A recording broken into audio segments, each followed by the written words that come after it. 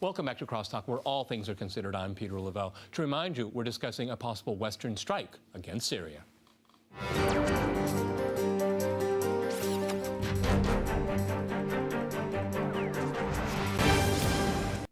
Okay, Michael, I'd like to go back to you in Washington. You mentioned before the break international law. Where was the international law with Iraq? Again, that's how I started this program. This is a bad movie, and it's being repeated again. We haven't learned anything. The U.S. hasn't learned anything. Right. We like to enforce international law when it's convenient. Certainly when we're dealing with Iran, we care about the NPT and that Iran is flouting the NPT. But when it comes to UN inspectors in Iraq or Syria, we're keen to flout that. We're also not keen to support the ICC. I mean, we've sent folks, Bashir in Sudan and Kenyatta in Kenya, we've sent folks to the ICC for less than what Assad has committed in Syria.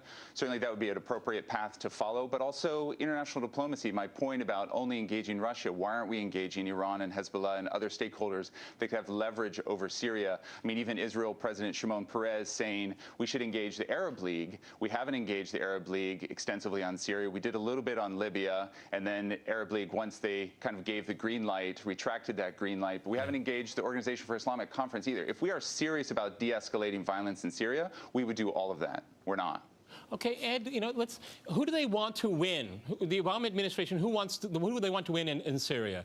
Jihadists? I mean, that's the other side of the coin here. I mean, I don't get that. Are they going to kill them too? Declare war against them as well, illegally? They're trying to play the game where they're not taking sides. They're just responding to the chemical weapons use. Well, what about the 100,000 people that were killed? You know, the Israelis. What about the 100,000 people that were killed? It's just this 1,300 or this 300. You know, that's the political games they play. You know, it's weapons of mass destruction. The Tsarnaev brothers, they're alleged to have used weapons of mass destruction. You know, and those were pressure cookers. So it can really mean whatever you want it to mean. And if for some reason now's the time that they want to do it, they'll do it. But hopefully it's not what they want to do. So, you know, we'll see. We'll see what happens. Let me ask you, yes, on the same thing in Damascus. I mean, the other side, is this the side that the United States and its Western allies want to empower? I don't think their problem is really Syria per se, as much as they're really becoming hysterical for what's appearing to be a new world order starting to happen or starting to shape in the Middle East. They cannot bear the idea that their alliance that they decided to take in the early 2000s towards 2010 with the extreme Islamist governments and installed there some puppet governments around the Middle East, that alliance is not really working well, and it's at now serious risk of collapsing. There's the alliance of Syria with Iran, with the resistance group or league, let's say, in the Middle East, that is really prevailing, and they realize that if Syria doesn't fall as they planned it, it will backlash on them, and already the American leverage in the area will start to shake. We've seen that happening in several countries in the Middle East where they've lost they lost their leverage. Clearly, they at the start employed Qatar in the Syrian conflict. The Qataris didn't perform well. The Americans were in a bit of confusion. Then the Saudis put a bid to lead. Then they said, yeah, fine, why not? As long as you can get us out of the Syrian crisis.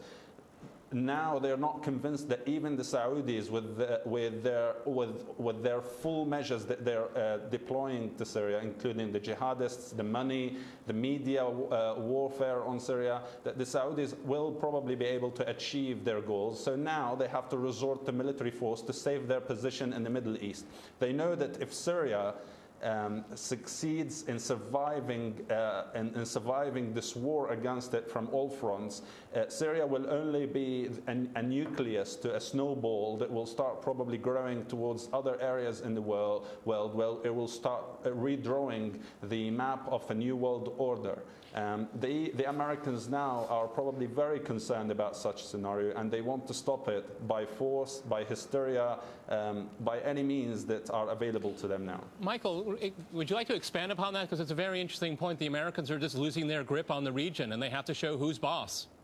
Excellent analysis by Dr. Abdullah. I mean, we think we can cleanly go in, remove the bad guy, and somehow the country is going to be better off. But we see Iraq's current violence as illustrative of how impossible that is and how deleterious our approach is. We certainly see that in Afghanistan. We're seeing that in Libya. We thought we could support a very cleanly defined, with clean parameters, rebel group in Libya, and that we funnel arms and money to them and them only, that they'll somehow be able to stand up and overthrow Gaddafi.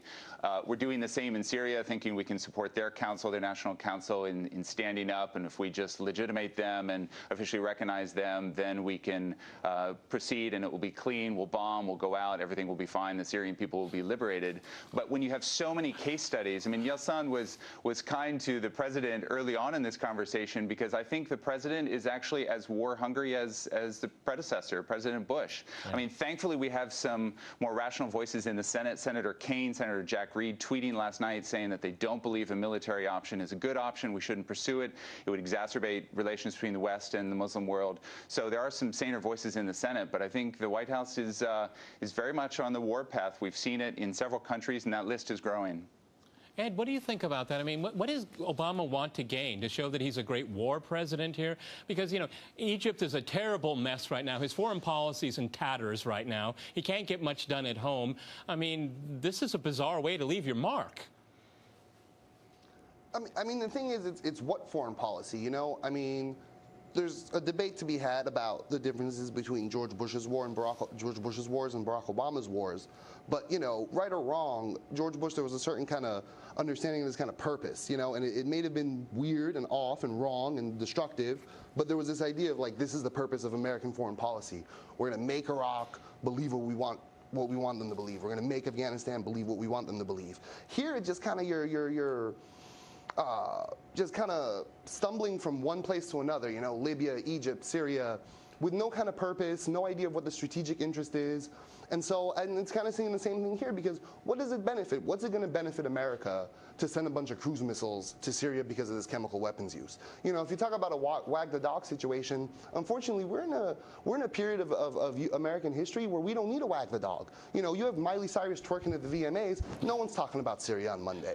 So the idea, or whatever other scandals there are, that this one might try to cover. So it's hard to understand what the thinking in the White House is. You know, you understand the neoconservative cabal there, your Samantha Powers, your whoever, Hillary Clinton, I guess, is not there anymore, John Kerry to a lesser extent. So you kind of understand that they kind of want to be the big good guy who comes in and drops bombs till the people stop killing other people. But I don't see what it is. You know, in Iraq, you understood it was wrong, but you understood what George Bush's plan in Iraq, why he wanted to go. You know, you might have disagreed with it, it was wrong, but at least there was something there where you can say, I kind of understand where he's coming from. In this case, it's just really hard to tell what they're doing other than grasping at straws. Yes, it's really just, and I'm not saying this just to slam the president, I'm saying it just really does not seem like they have articulated any kind of foreign policy whatsoever, and are just stumbling blindly into this. Let's go to Damascus here. Can you give me the sentiment of what the people of the city of Damascus think about recent statements coming out of Western capitals? I mean, are they expecting cruise missiles? I would like you to be here, Peter, and go around the city and speak to people. People seriously have strong morale, and I'm not here exaggerating. I really have strong morale. They know that America will at some point attack them. They know that they've been at war with Israel for 60 years, and they know that all these Arab puppet countries in the region are instruments and small tools to Israel. They know that American foreign policy is manipulated by Israel. So they're not any surprise that they may receive airstrikes. They have seen it before. People here, the fathers or the sons, have lived wars with Israel and have lived the aggression and the embargo from America and from other Western Western states. So the morale is really high. What they believe in is only their resilience and only their own resources, and the fact that they've survived wars before, and they are committed to the Syrian army. They know that they are all together with the means that are available at the disposal of the Syrian government right now, without any foreign aid, without begging for any unexpected help or conditional help from any other state. They know that with the resources they have at their disposal, they will be able to survive, and they will be able to actually change change the map of any such war. It may transcend. It may well transcend outside the Syrian borders, but it certainly will not result in the defeat of the Syrians. They were never defeated, and that's what they That's an interesting point. If I could go to Michael in Washington, in Obama's world, do you have to destroy Syria to save Syria? Do you know what I'm getting at? I mean, they're just going to, because they have to destroy the entire state to win.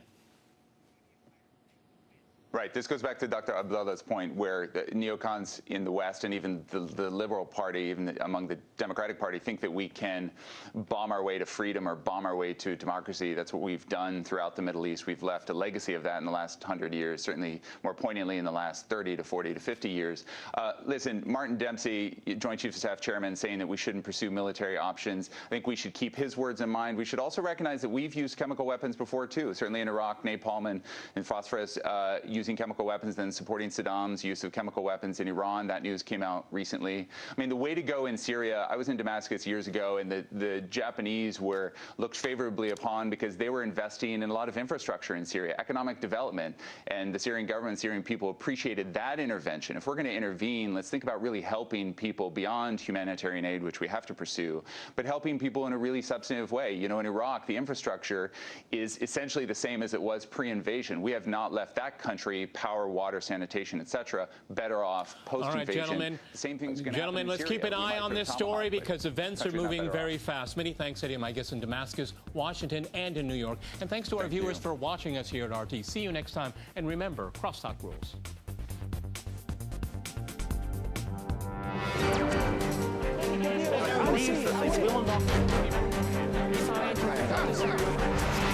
I love you.